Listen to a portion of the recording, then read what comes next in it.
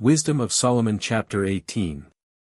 But your holy ones had very great light, and those others, who heard their voices but did not see their forms, since now they themselves had suffered, called them blessed. And because they who formerly had been wronged did not harm them, they thanked them, and pleaded with them, for the sake of the difference between them. Instead of this, you furnished the flaming pillar which was a guide on the unknown way, and the mild sun for an honorable migration. For those deserved to be deprived of light and imprisoned by darkness, who had kept your sons confined through whom the imperishable light of the law was to be given to the world.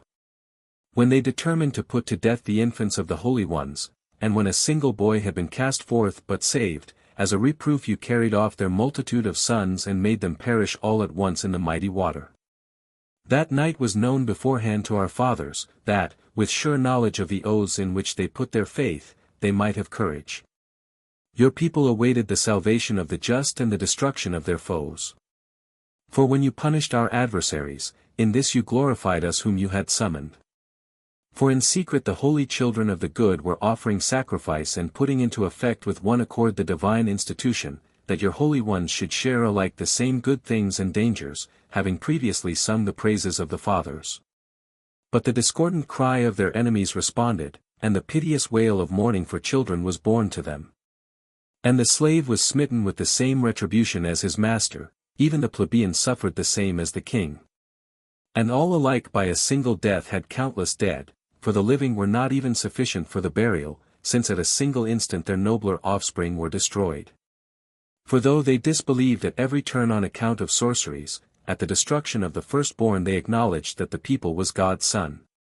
For when peaceful stillness compassed everything and the night in its swift course was half spent, your all-powerful word from heaven's royal throne bounded, a fierce warrior, into the doomed land, bearing the sharp sword of your inexorable decree. And as he alighted, he filled every place with death, he still reached to heaven, while he stood upon the earth. Then, forthwith, visions and horrible dreams perturbed them and unexpected fears assailed them. And cast half dead, one here, another there, each was revealing the reason for his dying. For the dreams that disturbed them had proclaimed this beforehand, lest they perish unaware of why they suffered ill.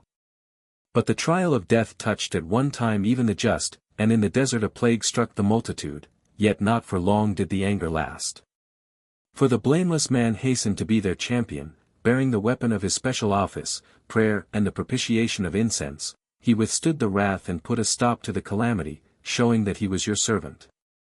And he overcame the bitterness not by bodily strength, not by force of arms, but by word he overcame the smiter, recalling the sworn covenants with their fathers. For when corpses had already fallen one on another in heaps, he stood in the midst and checked the anger, and cut off the way to the living. For on his full-length robe was the whole world, and the glories of the fathers were carved in 4 rows upon the stones, and your grandeur was on the crown upon his head. To these names the destroyer yielded, and these he feared, for the mere trial of anger was enough.